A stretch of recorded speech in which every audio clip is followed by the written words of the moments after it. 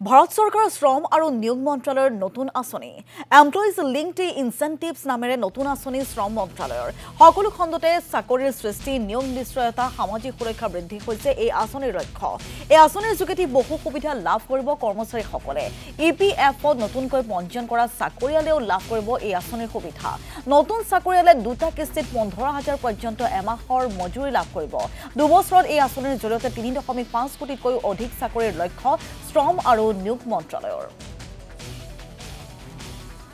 নতুন আঁচনিখনৰ নাম হ'ল এমপ্লয়মেণ্ট লিংকড ইনচেন্টিভ স্কিম আৰু এই ইনচেন্টিভ স্কিমটোৰ অধীনত দুটা খণ্ড আছে ক খণ্ডত হৈছে ইপিএফঅৰ প্ৰথমবাৰৰ বাবে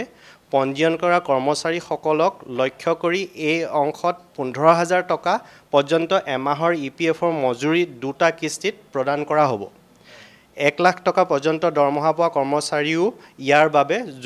যোগ্যতা অৰ্জন কৰিছে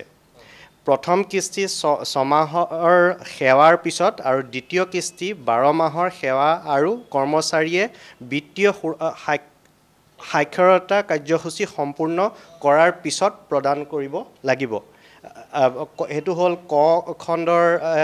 বেনিফিট আৰু খ অংশত হ'ল এই অংশত সকলো খণ্ডতে অতিৰিক্ত নিয়োগ সৃষ্টিৰ বিষয়ে আলোচনা কৰা হ'ব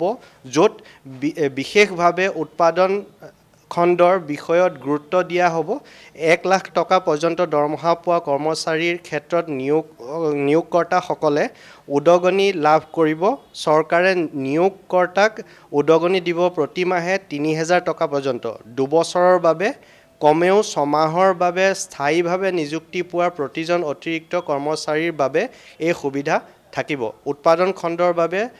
তৃতীয় আৰু চতুৰ্থ বছৰলৈও উদগনি বৃদ্ধি কৰা হ'ব